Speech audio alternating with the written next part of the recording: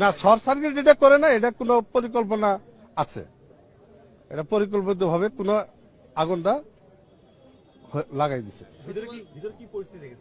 ভিতরে যত নথিপত্র আছে কিনা পুড়ে গেছে।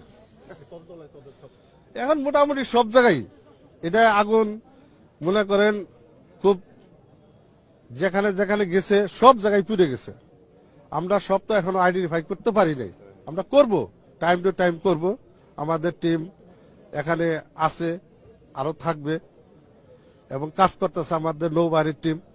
মনে হলো যে এটা পুরো পরিকল্পিত ভাবে এটা লাগছে, মনে হচ্ছে বিভিন্ন এটা জায়গা থেকে হয়েছে। মানে এটা একটা জায়গায় থেকে না, একটা সরকার শর্ট সার্কিট হলে একটা জায়গায় থেকে হয়, এটা হয়েছে কয়েকটা জায়গা থেকে। ধন্যবাদ আপনাদের।